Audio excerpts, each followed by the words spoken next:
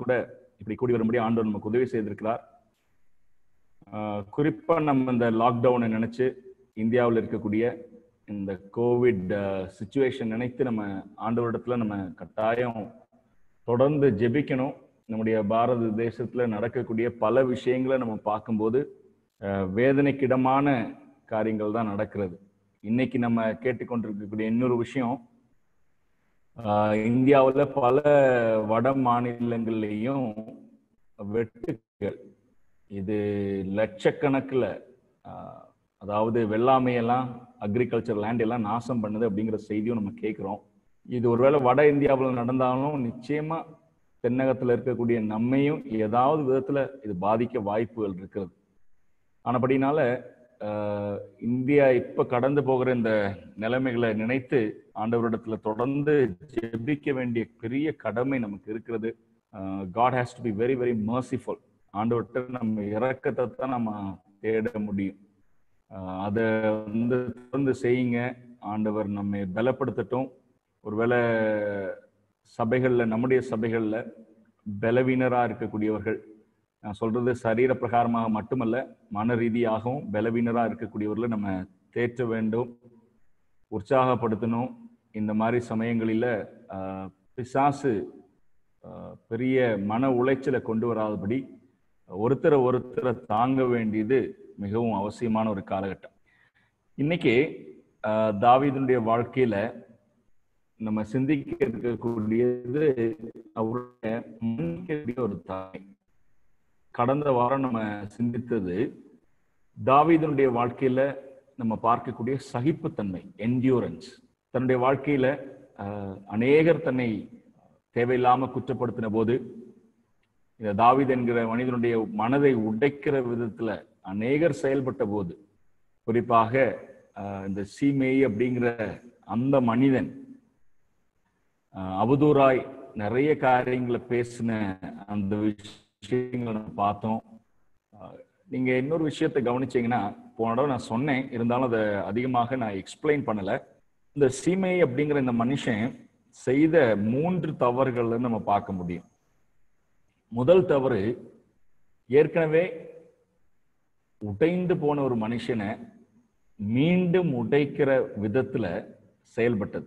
தாவீது என்கிற மனிதன் உடைந்து போய் பலவீனனாக காணப்பட்ட சமயத்துல அந்த மனிதனுடைய வாழ்க்கையை இன்னும் சின்னாபின்னமாக்குவதற்கான முயற்சி, அது அவன் செய்திருக்க கூடாது.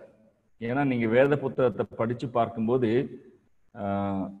ஈவன் நம்முடைய பகைஞர்களை கூட அவர்களுடைய வீழ்ச்சியின் நேரத்துல நம்முடைய உள்ளத்துல அதை கண்டு நம்ம நிச்சயமா சந்தோஷப்படக்கூடாது. தேவனுடைய வார்த்தை அப்படித்தான் சொல்லுகிறது. நீங்க நீதிமொழிகள் புஸ்தகம் அதனுடைய 24வது அதிகாரம் 17வது வசனம், அதே மாதிரி 25வது அதிகாரம் 21வது வசனம், இதெல்லாம் நீங்க வாசிச்சு பார்த்தீங்கன்னா அங்க தேவனுடைய மனசை நம்ம புரிந்து கொள்ள முடியும். நம்முடைய சத்துருக்களுடைய வீழ்ச்சி கூட நமக்கு ஒருபோதும் சந்தோஷத்தை கொண்டு வரக்கூடாது. அது மட்டும் இல்ல, நம்ம வாசிக்கிறோம், ஆண்டவர் சொல்றாரு, சத்ருவானவன் அவன் சத்ருவானவனாகவே இருக்கட்டும், நமக்கு துரோகம் செய்தவனாகவே இருக்கட்டும், ஆனா கூட அவன் பசியோடு இருக்கும்போது, தாகத்தோடு இருக்கும்போது நம்ம அந்த மனுஷனுக்கு அவனுடைய பசியை போக்குறதுக்கு தான் நம்ம என்ன செய்யணுமோ அதை செய்யணும். அதை விட்டுட்டு நிச்சயமாக நம்ம முன்பு அவன் நமக்கு செய்த அல்லது அந்த மனிதன் நமக்கு செய்த துரோகத்திற்கு பதில் செய்வதற்கான நேரம் அது கிடையாது. அதுல தேவன் ஒருபோதும் பிரியப்படுகிறவர் அல்ல. அதை நம்ம புரிந்து கொள்ளணும். யோபனுடைய வாழ்க்கை நீங்க பாத்தீங்கன்னா 31வது அதிகாரம் 29வது வசனத்திலையும் 30வது வசனத்திலையும் யோபு சொல்லுவார், என்னன்னா நான் என்னுடைய துரோகிகளுடைய வீழ்ச்சியை கண்டு சந்தோஷப்பட்டவன் கிடையாது என்கிற அந்த விஷயத்தை உணர்த்துறத நம்ம பார்ப்போம். பிரியமானவர்களே, நமக்கு இதெல்லாம் டெம்டேஷன் வரத்தான் செய்யும். அதாவது என்ன டெம்டேஷன்? நம்மை வேதனைப்படுத்தினவர்களுக்கு ஒரு வேதனை வரும்போது அதுல சந்தோஷப்படுவதற்கு ஒரு எண்ணம் வரத்தான் செய்யும் இல்லையா? அது நீங்க யோசிச்சு பார்த்தீங்கன்னா மனுஷனுடைய பாவ சுபாவம். பதிலுக்கு பதில் செய்யணும் அப்படிங்கிற அந்த ஒரு எண்ணம். நம்மளால பதிலுக்கு பதில் செய்ய முடியாவிட்டாலும் ஏதாவது விதத்துல நம்மை துரோகப்படுத்தினவர்களுக்கு ஒரு துன்பம் வரும்போது அதுல சந்தோஷப்படுறது நம்முடைய பாவ இயல்பு என்பதை புரிந்து கொள்ளணும். ரெண்டாவது நீங்க பாத்தீங்கன்னா, இந்த சீமையை செய்த ரெண்டாவது பெரிய தவறு என்ன அப்படின்னு சொல்லி பாத்தீங்கன்னா, தேவனுடைய நாமத்தை அவன் வீணில எடுத்து வழங்குகிறான். He took God's name in vain. 10 கட்டளைகள் ஆண்டவர் தெளிவா சொல்றார். ஆண்டவருடைய நாமத்தை வீணில வழங்க, அதாவது அர்த்தமில்லாத விதத்துல மிஸ்யூஸ் பண்றதுக்கு தேவன் தம்முடைய பிள்ளைகளுக்கு அனுமதி கொடுக்கல. இங்க சீமை எப்படி அந்த பிரயோகம் செய்தார் அப்படின்னு சொல்லி பாத்தீங்கன்னா, தேவனுடைய நாமத்தை பயன்படுத்தி, அதாவது தாவீதுட்ட பேசும்போது கர்த்தர் உனக்கு பதில் செய்தார், நீ சவுல் வீட்டாருக்கு செய்ததனுடைய அதற்கு தக்கதான பதில உனக்கு கர்த்தர் கொடுத்தாரு, அதே மாதிரி கர்த்தர் உன் கையிலிருந்து எடுத்து அப்சலோம் கையில கொடுத்துட்டாரு அரசாட்சிய அப்படின்னு சொல்லுவார். அது தேவனுடைய நாமத்தை துஷ்பிரயோகம் செய்ததற்கான ஒரு அடையாளமாகத்தான் நம்ம பார்க்க முடியும். பிரியமானவர்களே, அதை தேவன் ஒருபோதும் பொறுத்து கொள்வதில்லை. பாத்தீங்கன்னா, நம்முடைய வைராகியத்தை தீர்த்து கொள்றதுக்காக அல்லது நம்முடைய அந்த கசப்பை வெளிப்படுத்துவதற்காக தேவனுடைய நாமத்தை பயன்படுத்துவதை தேவன் அதை வெறுக்கிறார். அதை நம்ம சரியாக விளங்கி கொள்ளணும். நீங்க பாத்தீங்கன்னா, இதை பல விதத்துல நம்ம செய்ய முடியும். வேத புத்தகத்துல யோபுனுடைய வாழ்க்கையை நம்ம படிச்சு பார்க்கும்போது, யோபுக்கு நிறைய நண்பர்கள் வந்தாங்க இல்லையா? அந்த நண்பர்கள் சொல்றதெல்லாம் நீங்க மேலோட்டமா வாசிச்சு பார்த்தீங்கன்னா ஏதோ ரொம்ப ஆவிக்குரிய அர்த்தமுள்ள வார்த்தைகள் மாதிரி தெரியும். ஆனா அவங்களுடைய உள் நோக்கம் என்னவா இருந்தது அப்படின்னு சொல்லி பார்த்தீங்கன்னா, இந்த எலிப்பாஸ், பில்தாத் அண்ட் ஜோஃபார் இவங்க சொல்லக்கூடிய அந்த இதெல்லாம் பார்த்தீங்கன்னா, யோபுவை தவறா புரிந்து கொண்டு, யோபு என்கிற மனுஷனுக்கு வந்திருக்கிற இந்த வேதனையான அனுபவம் அப்படிங்கிறது தேவனுடைய தண்டனை என்கிற விதத்துலதான், அந்த கண்ணோட்டத்துலதான் என்ன பண்ணாங்கன்னா அவன்கிட்ட பேசுறாங்க. ஒருத்தர் சொல்றாரு, எப்பா ஆண்டவர் நீதிமான ஒருபோதும் இந்த மாதிரி கஷ்டப்பட வைக்க மாட்டாரு, இப்ப நீ கஷ்டப்படுற ஆகையினால நீ நீதிமான இல்லை, ஏதோ வாழ்க்கையில குறைவு இருக்கு, அதனாலதான் நீ இப்படி கஷ்டப்படுற என்கிற விதத்துல அவங்க பேசுறத நம்ம பார்க்கிறோம். பிரியமானவர்களே, இதுவும் நம்ம சிந்திக்க வேண்டிய ஒரு விஷயம்.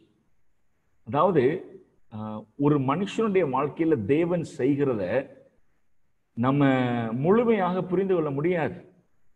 உதாரணத்திற்கு நீங்க பாத்தீங்கன்னா, இப்ப தாவீதுடைய வாழ்க்கையில் நம்ம படிக்கிறோம்ல, தாவீதுடைய வாழ்க்கையில இப்ப அவர் கடந்து போகிற அந்த அனுபவம், தன்னுடைய அரண்மனையை விட்டு வெளியேறுகிற அந்த அனுபவம், அந்த அழுகையின் காலகட்டம், இதுல தேவன் என்ன செய்யறார் அப்படின்னு சொல்லி நிச்சயமாக அந்த தருணத்துல யாராலையும் புரிந்து கொள்ள முடியாது.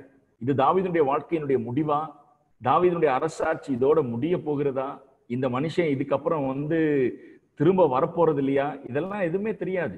ஆனா அப்படி நினைச்சுதான் சீமை என்ன பண்ணான்னா, நீ தொலைந்து போ, முடிஞ்சு போச்சு, உனக்கு தேவன் சரி கட்டிட்டாரு, இனி நீ தலை நிமிர போறதில்லை என்கிற விதத்துல சீமையை தவறாக கணக்கு போட்டுதான் அப்படி சாபத்தை தாவீது மேல சொன்னதாக நம்ம பார்க்கிறோம்.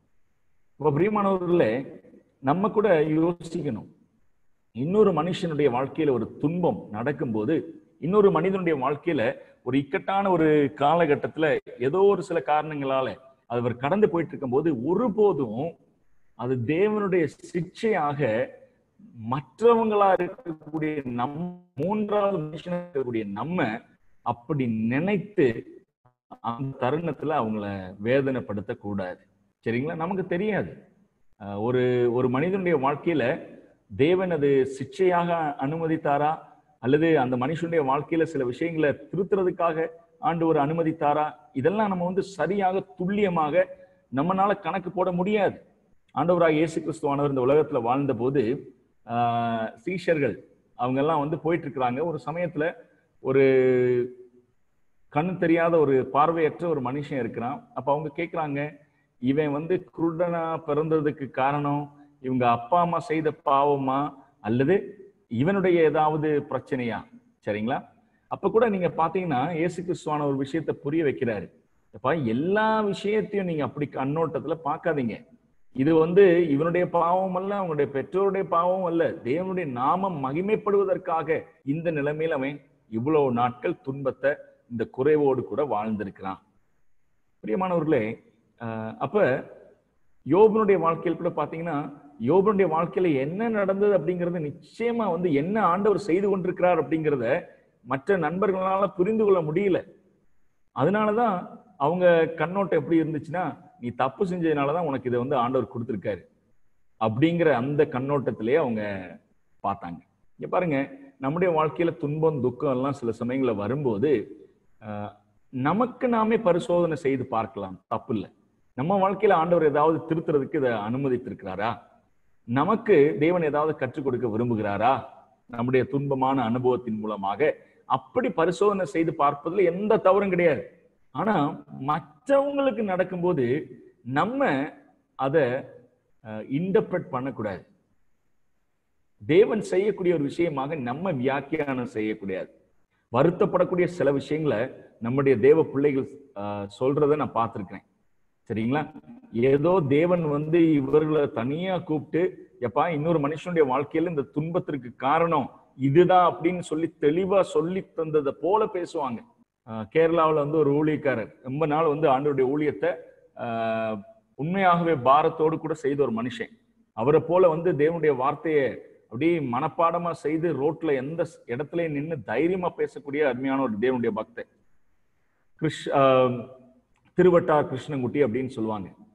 அவருடைய வாழ்க்கையில கடைசி ஒரு சில வருடங்கள் நோய்வாய்ப்பட்டு படுத்த படுக்கையா இருந்தார். கடைசியில ஒரு வேதனையான அனுபவத்தின் வழியாகத்தான் அவர் இறந்து போனார். அப்ப இத கூட சிலவங்க பாத்தீங்கன்னா எப்படி வியாக்கியானம் பண்ணாங்க, அவர் ஏதோ ஊழிய காலகட்டத்தில் அவர் செய்த சில தவறுகளுக்கு ஆண்டவர் இந்த மாதிரி அவரை நடத்தி கொண்டு போனாரு. பிரியமானவர்களே, ஆண்டவருடைய ஒரு ஸ்போக்ஸ் பர்சனா நம்ம சொல்றதுக்கு நம்ம யாருங்க? நமக்கு இதெல்லாம் தேவன் இந்த மாதிரி ஊழியத்துல நமக்கு அப்படிப்பட்ட சமயத்துல தேவன் நமக்கு கொடுக்கல. அந்த சமயத்துல இப்ப தாவீது இருந்த அந்த நிலைமை இருக்குல்ல, அடிபட்டு உடைந்து போன நிலைமையில தாவீதிற்கு சரியா ஊழியம் செய்ய போனா ஒரு ஊழியத்தை தான் நம்ம செய்ய அழைக்கப்படுகிறோம். என்ன அப்படின்னு சொன்னா, தாவீதினுடைய அந்த இக்கட்டான நிலைமையில கூட நின்று அவனை தேற்றக்கூடிய ஊழியம் தான் செய்யப்பட்டிருக்கணும். தேவனுக்கு சுத்தமானால் அடுத்த முறை நம்ம கூடி வரும்போது அப்படி தாவீதோடு கூட நின்ற ஒரு சிலருடைய வாழ்க்கையை குறித்து நம்ம சிந்திக்க இருக்கிறோம். சரிங்களா? அதுதான் சரியான அணுகுமுறை. அதற்கு பதிலாக இது தேவனுக்கு விரோதமா அவர் எங்கேயோ ரகசியமா செய்ததனுடைய விளைவுதான் இப்ப அனுபவிக்கிறாரு. இந்த மாதிரி தேவனுடைய ஸ்போக்ஸ் பர்சனா நம்ம காரியங்களை சொல்றதுக்கு துணியக்கூடாது. யோசிச்சு பாருங்க, சீமேயி இப்படித்தான் நினைச்சாரு. முடிஞ்சு போச்சு தாவீதுடைய வாழ்க்கை, இனி அவன் தலை நிமிர போறது கிடையாது. ஆனா 3 அதிகாரங்களுக்கு பிறகு நம்ம பார்க்கக்கூடிய விஷயம், சீமேயிக்கு ஒருவேளை தெரிந்திருக்குமானால், தேவன் உண்மையாகவே இந்த தாவீது என்கிற மனுஷனை மீண்டுமாக பலப்படுத்தி கொண்டு வர போகிறார் என்கிற விஷயம் சீமேயிக்கு தெரிந்திருக்குமானால், நிச்சயமா சீமேயி அப்படி முதல்ல பேசியிருக்க மாட்டார். பிரியமானவர்களே, இது இந்த சீமேயி அப்படிங்கிற மனுஷன் செய்த 2வது பெரிய ஒரு தவறு. இப்ப நம்ம என்ன செய்ய போறோம்னா, தாவீதினுடைய மன்னிக்கக்கூடிய அந்த தன்மையை குறித்து கொஞ்சம் நம்ம பார்க்க போறோம். 2 சாமுவேல் 19வது அதிகாரம், 2 சாமுவேல் 19வது அதிகாரம் அதனுடைய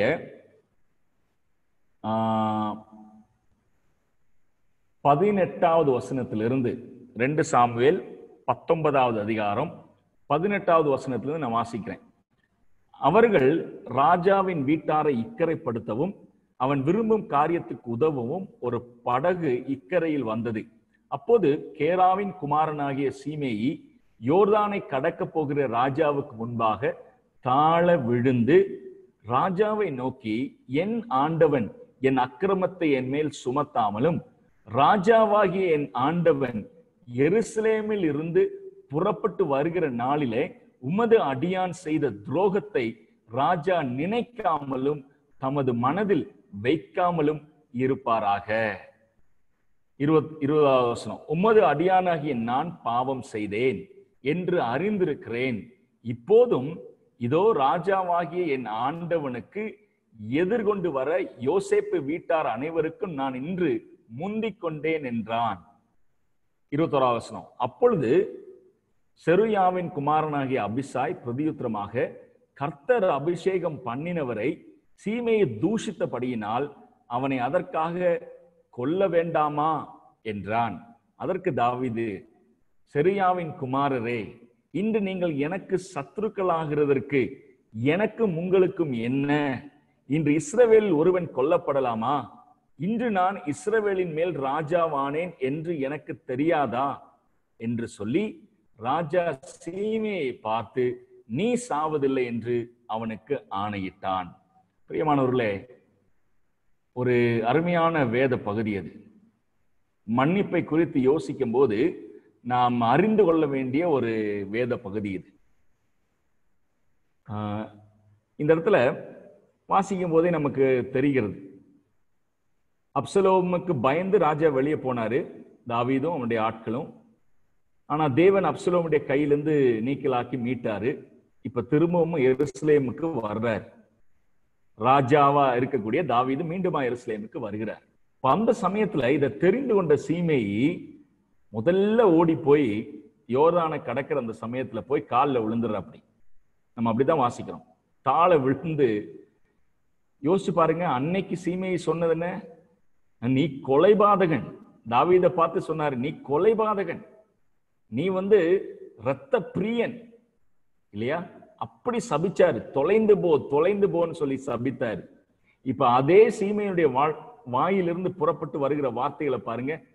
இப்ப அவர் சொல்றாரு, அதே தாவீதை பார்த்து, எந்த தாவீதை பார்த்து அவ்வளவு ஈனமாக நிந்தித்து பேசினானோ அதே தாவீதை பார்த்து இப்ப அவன் சொல்லக்கூடிய வார்த்தைகள் 19வது வசனத்துல, என் ஆண்டவன், என் ஆண்டவன் ராஜா. கவனிச்சீங்களா? என்னுடைய ஆண்டவன், you are my master, you are my king. சரிங்களா? இப்ப காலை விழுந்து, மனசுல கொஞ்சம் யோசிச்சு பாருங்க இந்த காட்சியை. காலில் விழுந்து சொல்றாரு, ஆண்டவனே என்னை மன்னிச்சிடு, ராஜாவே என்னை மன்னிச்சிடு, நான் உனக்கு துரோகம் செஞ்சுட்டேன். அதாவது பாத்தீங்கன்னா நல்லா தெளிவா சொல்ற. அப்படி சீமையை தெளிவா சொல்ற. அப்படி என்னது? அந்த நாளையெல்லாம் கணக்குல வச்சு சொல்ற. அப்படி எருசலேமிலிருந்து இருந்து புறப்பட்டு வருகிற நாளிலே உமது அடியேன், உம்முடைய அடியான் செய்த துரோகத்தை நினைக்காமலும் மனதில் வைக்காமலும், 3 வார்த்தை, என்மேல் சுமத்தாமலும். சரிங்களா? 19வது வசனத்தை தான் நான் வாசிக்கிறேன். என்மேல் சுமத்தாமலும், அக்கிரமத்தை என்மேல் சுமத்தாமலும், செய்த துரோகத்தை ராஜா நினைக்காமலும் தனது மனதில் வைக்காமலும் இருப்பாராக. ஒருவேளை இந்த சீமையினுடைய வாயிலிருந்து தான் அந்த வார்த்தைகள் வருகிறதாக இருந்தாலும், மன்னிப்பு என்கிற தன்மையை குறித்து நம்ம யோசிக்கும் போது இந்த 3 அம்சங்களும் முக்கியமானது.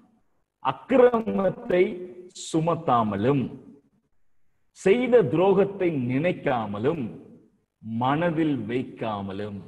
பிரியமானவர்களே, இதுதான் உண்மையான மன்னிப்பு. சரிங்களா?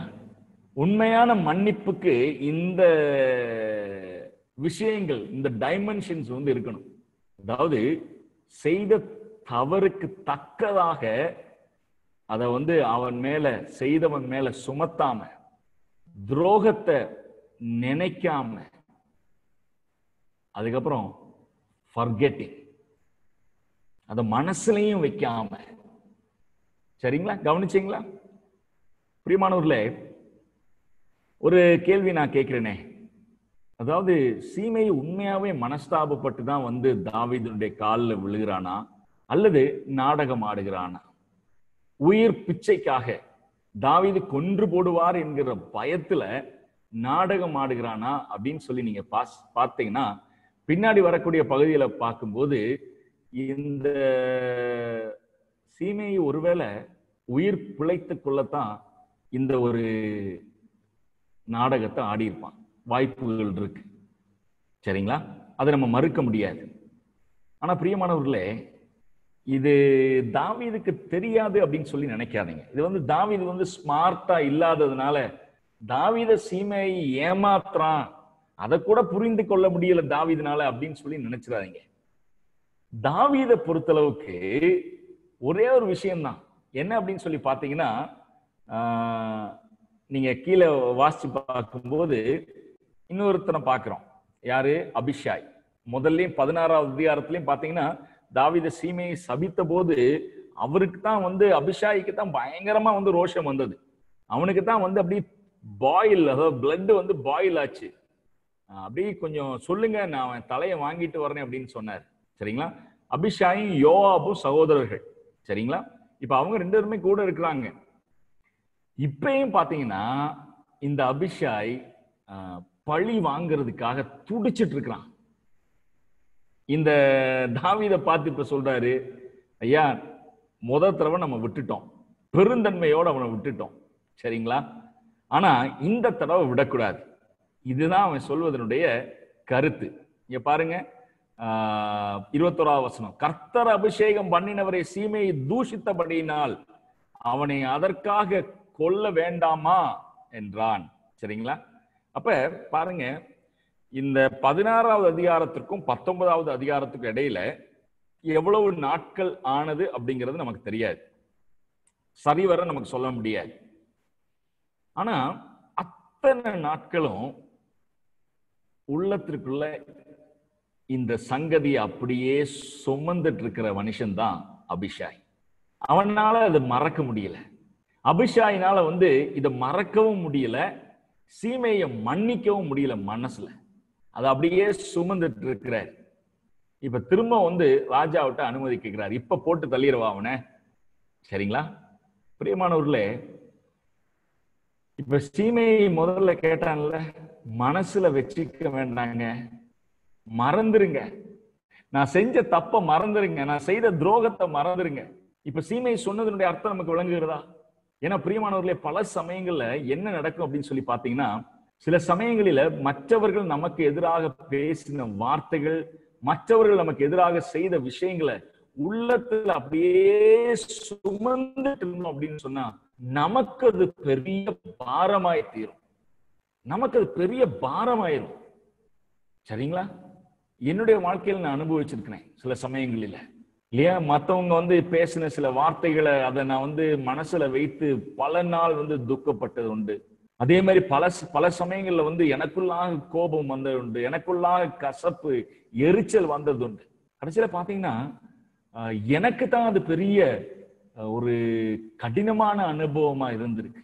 பிரியமானவர்களே, இப்ப நம்ம புரிந்து கொள்ளணும், இந்த அபிஷாய் பாத்தீங்கன்னா இப்பொழுதும் பழி வாங்க துடிக்கிறான். தாவீதை பார்த்து அப்படி சொல்றாரு. ஆனா தாவீது கொடுக்கிற பதில பாருங்க. அதற்கு தாவீது 22வது வசனம், செருயாவின் குமாரரே, யோவாபையும் சேர்த்து தான் சொல்றாங்க, இன்று நீங்கள் எனக்கு சத்துருக்கள் ஆகிறதற்கு எனக்கும் உங்களுக்கும் என்ன? நான் வாசிக்கும் போது யோசிப்பேன், உன் கூட வந்து உன்னை நம்பி இவ்வளவு நாள் வந்திருக்கிறான், உனக்காக வந்து வாதாடுறான், உனக்காக தைரியமா நிக்கிறான், அவனை பார்த்து நீ வந்து இப்ப சத்துருக்கள் ஆக போறியா அப்படின்னு சொல்லி கேட்கிறியே தாவீதே, உனக்கு ஏதாவது வந்து புத்தியில பிரச்சனை இருக்கா? ஏன் உனக்காக வந்து எதையும் செய்ய துடிக்கிற ஒருத்தனை பார்த்து இன்று நீங்கள் எனக்கு சத்துருக்கள் ஆகிறதற்கு எனக்கும் உங்களுக்கும் என்ன? பிரியமானவர்களே, இதையும் நான் சொல்றேன், தயவு செய்து புரிந்து கொள்ளுங்க. சில சமயங்களில அபிஷாய போன்ற ஆட்களும் நம்ம கூட இருப்பாங்க. சரியா?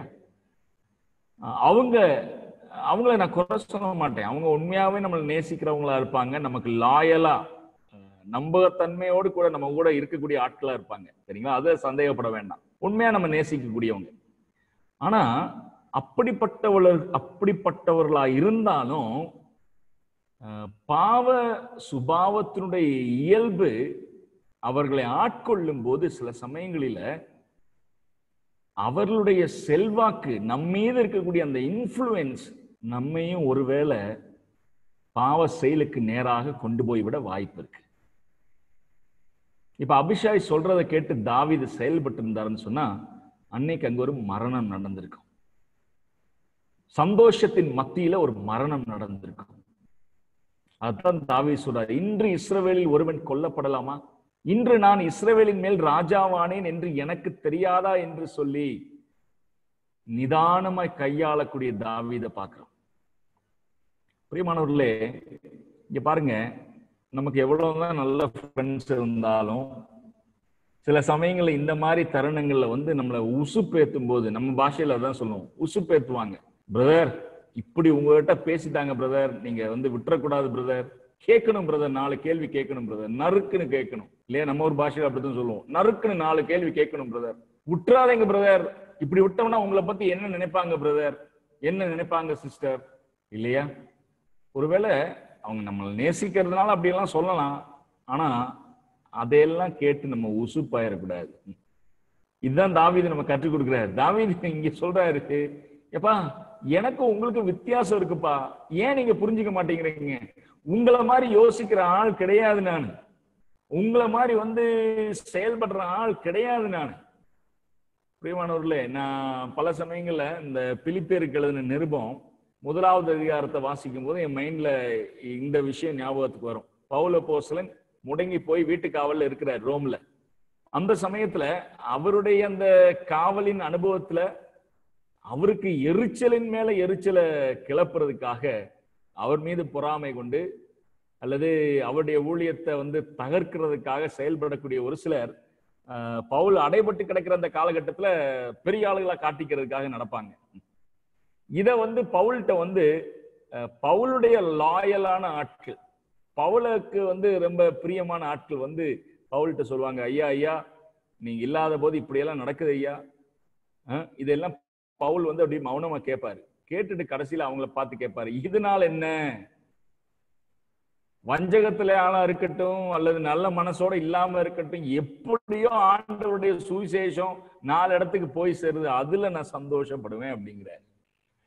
பிரியமானவர்களே, இது நம்ம செய்யணும்னா பரிசுத்த ஆவியானவருடைய நிறைவு நமக்கு வேணும். மற்றவர்கள் நம்மீது செல்வாக்கு செலுத்தி இல்லையா தவறு செய்ய வைக்கிறத புரிந்து கொள்வதற்கான பக்குவம் நமக்கு வேணும். பிரியமானவர்களே, நமக்கு தேவன் அதை தரட்டும்.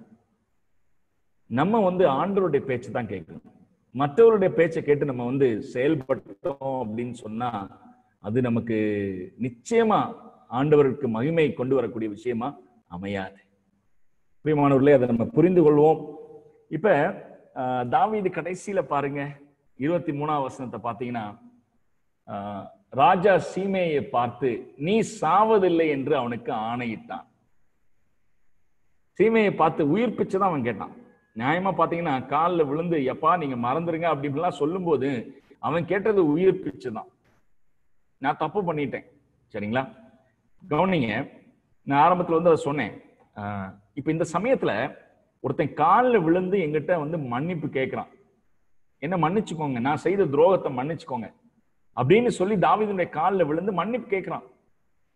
மன்னிப்பு கேட்கிறவனை பார்த்து அவன் கேட்கிற அந்த மன்னிப்பு நாடகமா, அவனுடைய உள்ள போய் அவன் மைண்டுக்குள்ள நுழைஞ்சு அவன் இருதயத்துக்குள்ள நுழைந்து அவனுடைய மோட்டிவ் என்ன, இதையெல்லாம் யோசிக்கிறதுக்கு தாவீது டைம் எடுக்கல. நான் சொல்றது நல்லா கவனிச்சுக்கோங்க. சில சமயத்துல பாத்தீங்கன்னா நான் இப்படி கேட்டிருக்கேன், பிரதர் அவனையெல்லாம் மன்னிக்க முடியாது பிரதர், ஏன்னா பிரதர் அவன் நாடகம் ஆடுறாங்க பிரதர், இதெல்லாம் சும்மா பிரதர், ஒரு பேச்சுக்காக பிரதர், இது 4 பேர் முன்னாடி ஒரு நல்ல பேர் கிடைக்கிறதுக்காக இப்படி எல்லாம் பண்றாங்க பிரதர், அவனுடைய உள்ளான மனசு உங்களுக்கு தெரியாது பிரதர், இப்படி எல்லாம் சொல்லுவாங்க. பிரியமானவர்களே, அந்த மன்னிப்பு கேட்கிற மனுஷனுடைய உள்ளான மனசு என்னவாகவும் இருக்கட்டும், நான் சொல்றேன் கவனிச்சுக்கோங்க. கீழே விழுந்து மன்னிப்பு கேட்கிறாரு. தாவீதை பொறுத்தளவுக்கு மன்னிப்பு கேட்கிறவனுக்கு மன்னிப்பு கொடுக்கிறது என்னுடைய கடமை. அதை விட்டுட்டு இல்ல நான் பாக்குறேன் இல்லையா, நீ சரியா இருப்பியா இல்லையா பாக்குறேன், அதுக்கப்புறம் உன்னை நான் கணக்குல வச்சுக்கிறேன், அப்படி தாவீது இப்ப யோசிக்கல. ஆணையிட்டு கொடுத்தாரு. என்ன? நான் உயிரோடு இருக்கிற வரைக்கும் நீ சாக மாட்டேன். அதுதான் உண்மை. பின்னாடி நம்ம பார்க்க போறோம். எப்பா, உன்னை யாரும் கொல்லாம பாத்துக்கிறேன், நீ சாவதில்லை. எனக்கு நீ செய்த துரோகத்துக்கு பதிலாக அபிஷாயோ இந்த மாதிரி குண்டாசு இவங்க யாருமே நீ எனக்கு செய்த நிமித்தம் உன்னை தண்டிக்காம நான் பாத்துக்கிறேன். அருமையானவர்களே, தாவீதுடைய மனசு அப்படிங்கிறது, நான் ஆரம்பத்துல நம்ம போன வாரம் பார்த்தோம் இல்லையா, தாவீதுடைய மனசு ஒரு கட்டியான மனசு தான் ஒரு விதத்துல பார்க்க போனா. அதாவது மத்தவங்க என்னதான் சொன்னாலும் சகித்துக்குவாரு. ஐ திங்க் குமரவேல் பிரதர் தான் கடைசியில் ஜெபம் பண்ணாருன்னு நினைக்கிறேன். எருமையினுடைய தோலை போல எதையும் சகிக்கக்கூடிய ஒரு தோல் நமக்கு வேணும் அப்படின்னு சொன்னேன் இல்லையா. we need to become less sensitive அப்படின்னு சொன்னேன். ஆனா அதே தாவீது பாத்தீங்கன்னா இந்த விஷயத்துக்கு வரும்போது மிருதுவான ஒரு ஹிருதயம். மிருதுவான ஹிருதயம் அப்படின்னா டெண்டர் ஹார்ட். ஒருத்தன் கீழே விழுந்து என்கிட்ட மன்னிப்பு கேட்கிறாயா, இவனை பார்த்து இந்த மாதிரி ஒரு காட்சியை பார்த்து நான் எப்படி அவனை மன்னிக்காம இருக்கிறது இல்லையா? அப்ப தாவீதுக்கு பாத்தீங்கன்னா அவன் மீது மத்தவங்க என்னவெல்லாம் சொன்னாலும் சகித்துக் கொள்ளக்கூடிய ஒரு தன்மை இருக்கு. அவன் இன்னொரு மனுஷன் தன்னுடைய கால் விழுந்து கெஞ்சும் போது அதையெல்லாம் பார்த்துட்டு மனதை கடினமா வச்சுக்க தாவீதுக்கு முடியாது. தாவீது என்ன பண்றாருன்னா அவனை மன்னிக்கிறார். பிரியமானவர்களே, நமக்கும் இப்படிப்பட்ட ஒரு இருதயம் வேணும். அதாவது ஒரு லேசான இருதயம். லேசான இருதயம் அப்படின்னு சொல்லும் போது தமிழ்ல தான் சரியான வார்த்தையான்னு தெரியல. It's a tender heart. அதாவது இலகின, நம்ம என்ன சொல்லுவோம், கோக்னட்டுக்கு டெண்டர் கோக்னட் அப்படின்னு சொல்லுவோம். டெண்டர் கோக்னட், இளநீர் அப்படின்னு பாத்தீங்கன்னா அந்த நீருக்கு அப்புறம் நம்ம அதை சுரண்டும் போது அப்படி அழகா அது வந்துடும். தேங்காய் நீங்க அப்படி பண்ண முடியாது. தேங்காய் அதனுடைய அந்த ஓட்டிலிருந்து இலக்கி எடுக்கிறது ரொம்ப கடினமான ஒரு போராட்டம் வேணும். ஆனா அந்த டெண்டரா இருக்கக்கூடிய தேங்காவை அப்படியே ஸ்பூன்ல எடுத்துடலாம். ஏன்னா அந்த அளவு மிருதுவா இருக்கும். நம்மளை பொறுத்தளவுக்கு மற்றவங்களோடு கூட நமக்கு இருக்கக்கூடிய உறவுல இந்த ஒரு இருதயம் வேணும்.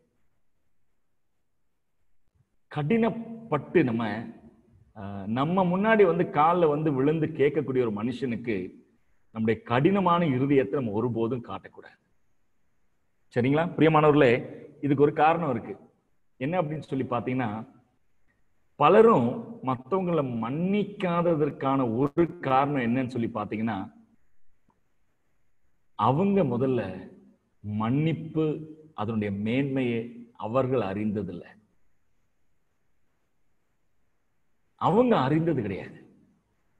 நிறைய பேர் பாத்தீங்கன்னா இந்த மன்னிப்பினுடைய மேன்மையை அறிந்ததில்லை. பேசுவாங்க, ஆண்டவர் என்னுடைய பாவத்தை மன்னிச்சுட்டாருங்க, ஆண்டவர் நான் செய்த துரோகத்தை எல்லாம் மன்னிச்சுட்டாருங்க அப்படியெல்லாம் சொல்லுவாங்க வாயால. ஆனா மன்னிப்பினுடைய மேன்மையை அறிந்ததில்லை. தாவீதை பொறுத்தளவு பாத்தீங்கன்னா, ஒரு சில நாட்களுக்கு முன்பதாக, வருடங்களுக்கு முன்பதாக வச்சுக்கொள்வோமே, இந்த தாவீது மாதங்களோ வருடங்களோ இருக்கட்டும், அந்த கால அட்டவணைக்கு போல, இந்த தாவீதும் ஒரு சமயத்துல தப்பு செய்து இல்லையா, பத்சேபாளோடு கூட விபச்சாரம் செய்து அவளுடைய கணவனை கொன்று அதை மறைத்து இவ்வளவு அக்கிரமத்தையும் அநியாயத்தையும் செய்து அந்த மனுஷன் தேவனுடைய சன்னிதானத்துக்கு முன்னாடி நின்னார். நாத்தான ஆண்டவர் அனுப்பினார். அனுப்பிட்டு அன்னைக்கு தாவீது, நான் பாவம் செய்தேன், நானே அந்த மனுஷன் சொல்லி தாவீது ஒப்புக்கொண்டார். தேவனுடைய சமூகத்துல ஒப்புக்கொண்டார். அன்னைக்கு தாவீதற்கு கிடைத்தது என்ன தெரியுமா? நாத்தான் மூலமா நீ சாக போறதில்லை. அன்னைக்கு நாத்தான் மூலமாக தேவனுடைய மன்னிப்பை தன்னுடைய வாழ்க்கையில அனுபவித்தவன் தான் அந்த தாவீது. பாருங்க, ஒரு சில நாட்களுக்கு பிறகு, ஒரு சில மாதங்களுக்கோ வருடத்துக்கோ பிறகு இப்ப அதே ஒரு காட்சி. இப்ப தாவீது அவனுக்கு முன்னாடி அவனை போல ஒருத்தன் கிடக்கிறான். அவன் செய்த துரோகத்திற்கு மன்னிப்ப தன்னிடத்துல கேட்கிறான். மன்னிப்ப தேவனிடத்திலிருந்து அனுபவித்த தாவீது இப்படித்தான் யோசிச்சிருப்பாரு. நான் எப்படி இவனை மன்னிக்காம இருக்க முடியும்? நான் எப்படி மன்னிப்பை பெற்ற நான் எப்படி இங்க மன்னிக்காம இருக்க முடியும்? பிரியமானவர்களே, எப்ப எல்லாம் நமக்கு வேறொரு மனுஷனை மன்னிக்க கஷ்டமா இருக்கோ அப்ப எல்லாம் ஞாபகம் வைத்துக் கொள்ள வேண்டியதுதான், நம்மை தேவன் எவ்வளவு மன்னித்திருக்கிறார். நம்ம நிர்மூலமாகாது இருப்பது அவருடைய கிருபை தானே, இல்லையா? நம்ம இல்லையா, நம்ம மனுஷருக்கு முன்னாடி நம்ம எல்லாரும் கம்பேரிட்டிவ்லி அவருக்கு இவர் பரவாயில்ல, இவருக்கு அவர் பரவாயில்ல அப்படிலாம் வச்சுக்கலாம். ஆனா பிரியமானவர்களே, நம்ம யாராவது ஆண்டவருடைய சன்னிதானத்துல போய் அவருடைய மன்னிப்புகள் ஏராளம் இருக்கிறதுல அந்த சன்னிதானம், அதை நம்பித்தானே அவருடைய சன்னிதானத்துல போய் நிக்கிறோம். இன்னைக்கு கூட நான் கேட்கிறேன் உங்ககிட்ட, இந்த தூய்மையான தேவனுக்கு முன்னாடி அவருடைய இந்த மன்னிப்பை நம்பி அவர்கிட்ட போய் நிக்காம தைரியமா யாராவது போய் நிக்க முடியுமா? இயேசு கிறிஸ்து என்கிற தம்முடைய குமாரனுடைய அந்த இரத்தத்தினால வந்த அந்த மீட்பு, அதை நம்பி அவர் மூலமா கிடைத்த மன்னிப்பை நம்பித்தான் இன்னைக்கு நமக்கு தேவனிடத்துல அணுகவே முடியுது. நான் கேட்கிறேன், இன்னைக்கு நம்முடைய எல்லாருடைய வாழ்க்கையும் 100% தூய்மையாகவா இருக்கிறது? யோசிச்சு பாருங்க.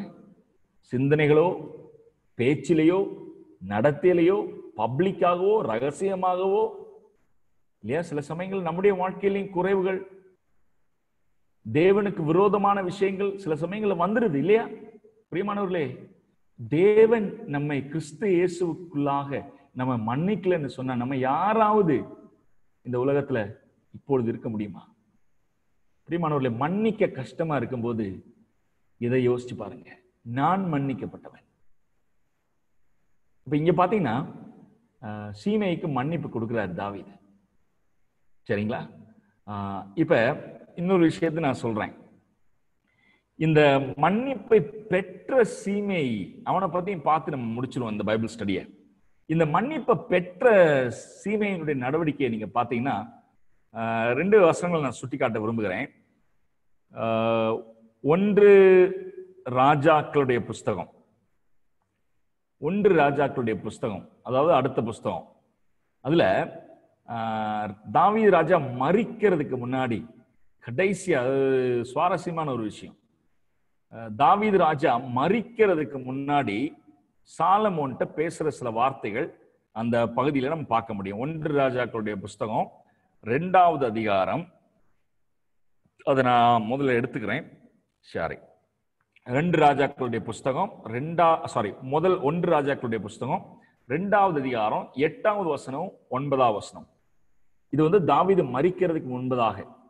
மேலும் பகூரிம் ஊரானாகிய பென்யாமின் ஆகிய கேராவின் மகன் சீமேயி உன்னிடத்தில் இருக்கிறான். நான் மக்னாயிமுக்கு போகிற நாளிலே அவன் என்னை கொடிய தூஷணமாய் தூஷித்தான். ஆனாலும் அவன் யோர்தானிலே எனக்கு எதிர்கொண்ட வந்தபடியினால் நான் உன்னை பட்டயத்தாலே கொன்று போடுவதில்லை என்று கர்த்தர் மேல் அவனுக்கு ஆணையிட்டு கொடுத்தேன். இப்ப புரியுங்களா? தாவீது ஆணையிட்டு கொடுத்ததை எப்படி காப்பாத்தினார்னு பாத்தீங்களா? சாகுற வரைக்கும். பாத்தீங்கன்னா நிச்சயமா நான் சொல்றேன், உங்களுக்கு காட்டுவேன். நானு இந்த சீமை அப்படிங்கிறவன் இரக்கத்தை பெற்றுக்கொண்டவன், உயிர் பிச்சையை பெற்றுக்கொண்டவன். அப்பயாவது தன்னுடைய வாழ்க்கையை திருத்தி இருக்கணும். ஆனா மீண்டு வந்தவன் திரும்ப வாழ்க்கை திருந்தின மாதிரி நமக்கு தெரியல. எப்படி நான் சொல்றேன்னு கேக்குறீங்களா? 2வது அதிகாரம் 44வது வசனத்தை கொஞ்சம் பாருங்க. 2வது அதிகாரம் 44வது வசனம். அதுல நம்ம வாசிக்கிறோம், பின்னும் ராஜா சீமேயை பார்த்து, நீ என் தகப்பனாகிய தாவீதுக்கு செய்ததும் உன் மனதுக்கு தெரிந்திருக்கிறதுமான எல்லா பொல்லாப்பையும் அறிந்திருக்கிறாய். இங்க கவனிச்சீங்களா? All wickedness. பிரியமானவர்களே, ஒரு நாள் தூஷித்தது என்கிற அந்த விஷயம் மட்டும் அல்லது. இந்த வார்த்தையை நீங்க பார்க்கும்போது ஆல் விக்கெட்னஸ், நீ செய்த எல்லா துரோகமும்.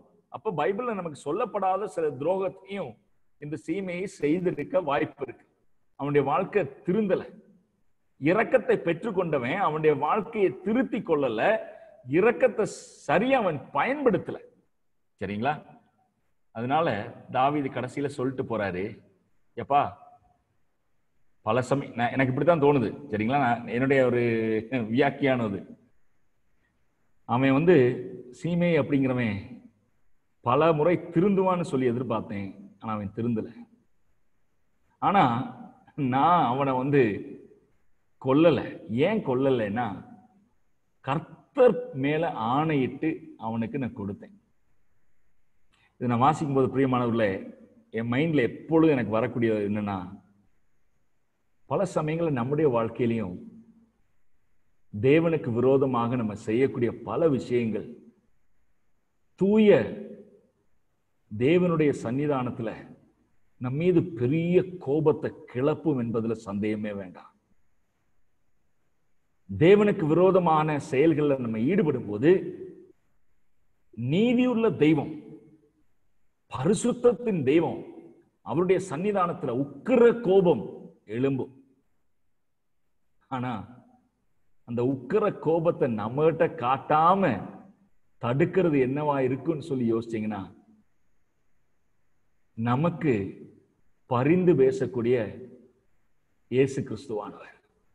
பிதாவே, அவன் என்னுடைய மகன், அவன் என்னுடைய மகள், என்னுடைய இரத்தத்தினால மீட்கப்பட்டவர்கள். அப்ப நல்லா கவனிச்சுக்கோங்க, இன்னைக்கும் பிரியமானவர்களே, தேவனுடைய உக்கிர கோபம் நம்மை நாசம் பண்ணாம இருக்குதுன்னு சொன்னா அதற்கு காரணம் நமக்கும் பிதாவுக்கும் இடையில மத்தியஸ்தராய் நிற்கக்கூடிய ஆண்டவராகிய இயேசு கிறிஸ்து. எனக்கு இதுதான் ஞாபகம் வந்தது. இப்ப தாவீது பாத்தீங்கன்னா, தாவீது சொல்றாரு, பல சமயங்கள்ல எனக்கு கோபம் வந்தது. அவன் தூஷித்தான். அதுக்கப்புறம் சாலமோன்னு சொல்றாரு, வேற விஷயம். அதுவும் தாவீதுடைய மனசுல இருந்திருக்கும். பல முறை எனக்கு வந்து அவனை வந்து போட்டு தள்ளணும் அப்படிங்கிற எனக்கு வந்து எரிச்சல் இருந்தது. ஆனா கர்த்தர் மேல அவனுக்கு ஆணையிட்டு கொடுத்தேன். இப்ப பாருங்க, 9வது வசனத்துல சொல்றாரு, ஆகிலும் நீ அவனை குற்றமற்றவன் என்று எண்ணாதே, நீ புத்திமான். சாலமோன் சொல்றாரு, அவனுடைய நரைமயிரை இரத்தத்துடன் பாதாளத்தில் இறங்க பண்ண நீ அவனுக்கு செய்ய வேண்டியதை அறிவாய் என்றான். பிரியமானவர்களே, இந்த 2 சாமுவேல் 19வது அதிகாரத்திலிருந்து இந்த நம்ம வாசிக்கிற இந்த வேத பகுதி வரைக்கும் இருக்கக்கூடிய கால அவகாசம் நிச்சயமாக ஒரு கால இடைவெளி உண்டு. இந்த கால இடைவெளியில தாவீது நல்லா பார்த்திருக்காரு. யார? இந்த சீமையை பார்த்திருக்காரு. அவன் திருந்த மாட்டான். சாலமோன் சொல்றாரு, எப்பா, அவன் குற்றமற்றவனா இருந்ததுனால அவனை நான் விட்டு வைக்கல, நான் ஆண்டவர் பேர்ல அன்னைக்கு நான் ஆணையிட்டு கொடுத்ததுனால விட்டு வச்சேன். ஆனா உனக்கு அவனை அறிந்து கொள்ளக்கூடிய புத்தி ஆண்டவர் கொடுத்திருக்கிறார். அவனை சும்மா விட்டுறாத. நான் வந்து எப்படி பாக்குறேன்னா, இதை நீங்க நல்லா வாசிச்சு பார்த்தீங்கன்னா, ஒரு விதத்துல வந்து தாவீது சொல்றாரு, அவனுடைய நரைமயிரை ரத்தத்துடன் பாதாளத்தில் இறங்க பண்ண, அதாவது அவனை போட்டு தள்ளிரு, அவனை விட்டுறாத அப்படின்னு சொல்ற மாதிரியும் இருக்கு. ஆனா அதுக்கப்புறம் கடைசியில இந்த வார்த்தையும் சேர்த்துக்கிறார், நீ அவனுக்கு செய்ய வேண்டியதை அறிவாய் என்றான். எப்பா, நீ புத்திமான், God has given you wisdom. யோசிச்சு உன் மனசுல எது வந்து சரியான நியாய தீர்ப்பா இருக்குமோ அதை நீ பண்ணிரு. அடுத்த வார்த்தையை பார்த்தீங்களா, பின்பு தாவீது தன் பிதாக்களோட நித்திரை அடைந்து. சரி, இப்ப நம்ம முடிவுக்கு வரணும். என்னன்னா, இந்த சிமை எப்படி வந்து சாலமோன் நடத்தினார்னு பாத்தீங்கன்னா, அங்கேயும் சாலமோன் வந்து உடனே எல்லாம் இந்த சிமையை போட்டு தள்ளல. என் அப்பாவுக்கு விரோதமா இவ்வளவு துரோகம் பண்ணிட்டே, நீ உன்னை நான் விட மாட்டேன், இப்படியெல்லாம் சாலமோன் வந்து சீமையை ட்ரீட் பண்ணல. அவனும் இப்படிதான் நினைக்கிறேன் பிரியமானவர்களே, சாலமோன்ட்ட எவ்வளவோ குறைவுகள் இருந்தது, சரிங்களா? அது வேற விஷயம். ஆனா சில விஷயங்களை அப்பாட்டு இருந்து அவனும் சில விஷயங்களை கற்றுக்கொண்டிருக்கான். அதுல ஒண்ணு நான் நினைக்கிறேன் என்னன்னா, கொஞ்சம் விவேகத்தோட அவ்வப்போது செயல்படக்கூடிய அந்த ஒரு பக்குவம், சரிங்களா? எமோஷன்ல அவன் தீர்மானம் பண்ணி ரிவெஞ்ச் எடுக்கல. அதுக்கு பதிலா என்ன பண்ணான்னா, இவனை பார்த்து, சீமையை உனக்கு ஒரு இடத்தை கொடுக்குறேன், அந்த இடத்துல நீ இருந்துக்கோ, சரியா? அந்த ஊர்ல நீ வந்து இருந்துக்கோ, ஆனா நீ அந்த ஊரை விட்டு வெளியே போயிடக்கூடாது, இந்த இடத்த விட்டு நீ வெளியே போயிடக்கூடாது. வெளியே போய் இந்த மாதிரி எல்லாம் பண்ற மாதிரி எல்லாம் வேலையை பண்ணிட்டு இருந்தேன்னா உனக்கு வந்து ஆயுசு அதோட முடிஞ்சு. தெளிவா சொல்லிட்டார். நல்லா கவனிக்கோங்க. இவன் நம்மாளு யாரு? சீமை. ஆமா ஆமா, அது நல்ல விஷயம், பெருந்தன்மை, உங்களுடைய பெருந்தன்மையை வந்து நான் உண்மையா பாராட்டுறேன் சொல்லி, அது நல்லதா எனக்கு படுகிறதுலாம் சொல்லி என்ன பண்றான்னா அக்செப்ட் பண்ணிக்கிறான். இப்ப நடக்கிற விஷயத்த ஜஸ்ட் சொல்லி முடிச்சிடுறேன். ஒரு நாள் என்ன நடந்துச்சுன்னா, சாலமோன் கேள்விப்படுறாரு, எப்பா அவனை வந்து ஒரு இடத்துல உட்கார வச்சிருந்தாலே அந்த இடத்துல அவன் எஸ்கேப் ஆகி அந்நிய நாட்டுக்கே போயிட்டு வந்துட்டான். பெலிஸ்தேனுடைய நாட்டுக்கே, காத்துக்கே போயிட்டு வந்துட்டான். காரணம் என்னன்னு பாத்தீங்களா? அதுதான் சொல்லி முடிக்கணும். காரணம் என்னன்னா, இவனுக்கு கீழே 2 பேரும் அடிமை வேலை பார்த்திருக்கிறாங்க. பாவம் அடிமைகள் அந்த காலத்துல சர்வசாதாரணமா இருப்பாங்க. அந்த அடிமைகள், ஒருவேளை நான் அப்படித்தான் நினைக்கிறேன், அடிமை ஓடி போறான் அப்படின்னு சொன்னா, நல்லா கவனிச்சுக்கோங்க, அந்த நாட்களில அடிமைக்கு ஒரு வீட்டுல வந்து வேலை செய்ய கிடைக்கிறது வந்து பெரிய பாக்கியம் மாதிரி. ஏன்னா அவனுக்கு வந்து நல்ல சாப்பாடு கிடைக்கும், தங்க இடம் கிடைக்கும், உடையெல்லாம் கிடைக்கும். சோ அடிமைகள் தங்களவே விட்டு கொடுப்பாங்க, எப்ப எனக்கு சாப்பாடு மட்டும் போட்டா போதும். அடிமைகள் எப்ப ஓடி போவாங்கன்னா, சகிக்க முடியாம டார்ச்சர் பண்ணும்போதுதான். சரிங்களா? பொதுவா பைபிள்ல இது வந்து இவன் பண்ணானான்னு நமக்கு போடல. பொதுவா அடிமைகள் ஓடுறது எப்படின்னா சகிக்க முடியாம வரும்போதுதான். ஒருவேளை இவன் டார்ச்சர் பண்ணியிருப்பான், நமக்கு தெரியல, இருந்தாலும் சொல்றேன். இவன் சுபாவத்தை வச்சு பார்க்கும்போது சரியான டார்ச்சர் கொடுத்திருக்க வாய்ப்பு இருக்கு. 2 அடிமைகளும் தப்பிச்சிட்டாங்க. இதைவன்ட்ட வந்து சொல்ல, இவன் அந்த அடிமைகளை போய் இழுத்துட்டு வர்றதுக்காக இவன் அங்க போயிட்டான். சரிங்களா? இது வந்து சாலமோனுக்கு அறிவிக்கப்பட்டது. சாலமோன் சொன்னாரு, எப்பா உனக்கு எங்க அப்பா வந்து உனக்கு உன்னை மன்னிச்சாரு. எங்க அப்பா வந்து உங்ககிட்ட தயவு காட்டினார், இரக்கம் காட்டினார். கர்த்தர் மேல ஆணையிட்டு கொடுத்ததுனால உயிரோடு அவர் இருக்கிற வரைக்கும் உனக்கு ஒண்ணும் செய்யல. எங்கிட்ட வந்து உன்னை வந்து கொடுத்துட்டு போனார்.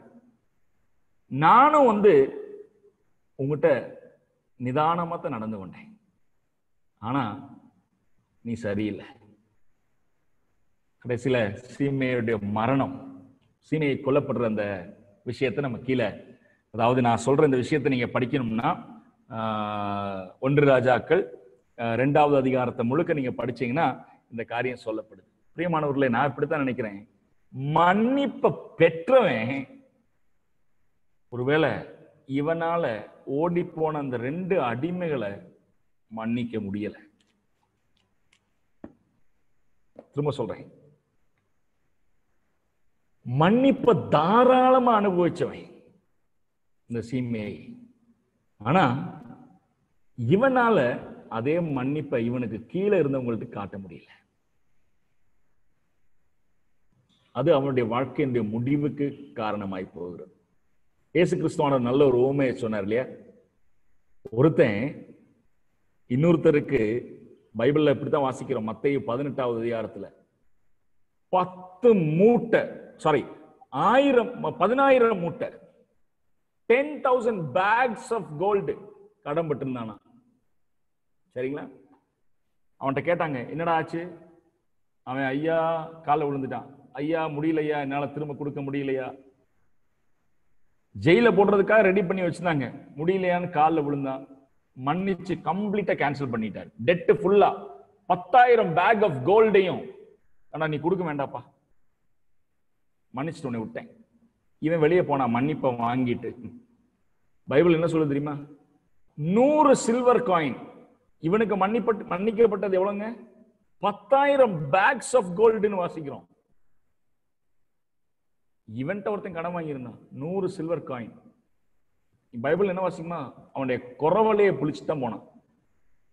குறவலையை பிடிச்சிட்டு தான், சோக் பண்ணிட்டு தான் அவன் கேட்டான், எங்கடா என் காசு 100 சில்வர் காயின்? ஐயா முடியலையா, என்னால கொடுக்க முடியலையா. காலில் விழுந்தான். இவன் எப்படி விழுந்தானோ அதே மாதிரி காலில் விழுந்தான். சரியா?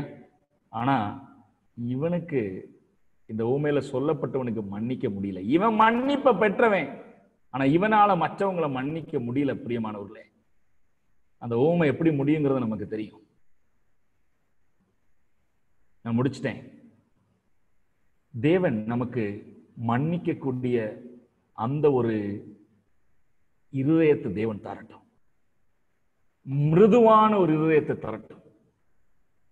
அதாவது மத்தவங்க நம்மளை அட்டாக் பண்ணாங்கன்னா நமக்கு தோல் கட்டியா இருக்கட்டும், அது வேணும். நான் ஆண்டவர்கிட்ட நானும் கேட்பேன், நீங்களும் கேளுங்க. ஆனா அதே வேளையில நம்ம முன்னாடி யாராவது வந்து மன்னிப்பு கேட்டாங்கன்னா தயவு செய்து மன்னிப்பை கொடுக்காம இருக்காதீங்க. மன்னிப்பு கேட்கிறவங்கள்ட்ட தயவு செய்து மன்னிப்பை கொடுக்காம இருக்காதீங்க. அது நம்ம செய்யக்கூடிய பெரிய ஒரு துரோகம். தேவனுடைய இருதயத்தை வந்து அதிகமா காயப்படுத்துகிற ஒரு விஷயம். அவன் வந்து அவன் உண்மையா திருந்தினானா இல்லையா அதெல்லாம் ஒன்று பின்னாடி பார்த்துக்குவோம். ஆனா நம்ம வந்து மன்னிப்பை பெற்றவர்கள் மன்னிப்பை கொடுப்போம். ஆண்டவராய் இயேசு கிறிஸ்துவானவர்கிட்ட அதான் நம்ம கற்றுக்கொள்கிறோம்லே. பிதாவானவர்கிட்ட சொல்றாரு, பிதாவே இவர்கள் செய்வது என்னதுன்னு தெரியாம செய்யறாங்க, பிதாவே இவர்களுக்கு மன்னியும். எப்படிங்க சொல்ல முடியும்? தன்னை வந்து அந்த கல்வாரி சிலுவையில அவ்வளவு வேதனைப்படுத்தி கொல்ற அந்த நேரத்துல கூட இவருடைய மனசுல இவ்வளவு மன்னிப்புகள் இருக்கா? அதனாலதான் தேவனுடைய வார்த்தை சொல்லுகிறது, அவரிடத்துல மன்னிப்புகள் ஏராளம் உண்டு. ஒரு முறை, 2 முறை, 10 முறை, 1000 முறை, 15000 முறை அவர்கிட்ட போய் காலில் விழுத்தாலும் அவர் என்ன செய்யறாருன்னா மன்னிப்பு கொடுக்கிற. மன்னிப்பு நம்ம பெற்றிருக்கிறோம். பிரியமானவர்களே, இன்னைக்கு நம்ம யோசிக்கணும், இன்னும் நம்ம மனசுல மன்னிக்காம யாரையாவது வச்சிருந்தோம்னா இன்னைக்கு அதை வந்து நம்ம முடிச்சிடும். அந்த நம்ம வந்து மன்னிச்சு விட்டோம்னு வச்சுக்கோங்க, நம்ம மைண்ட்ல இந்த பாரம் அப்படியே இறங்கிடும். தேவனுடைய சமாதானத்தை மன்னிப்பை பெற்றவர்களும் அனுபவிக்க முடியும், மன்னிப்பை கொடுத்தவர்களும் அனுபவிக்க முடியும். அப்படிப்பட்ட கிருபைகளை தேவன் நமக்கு தரட்டும். தேவனுடைய நாமம் மகிமைப்படுவதாக. ஆமென். Over to Charles or over it is Brother Edward. Yeah.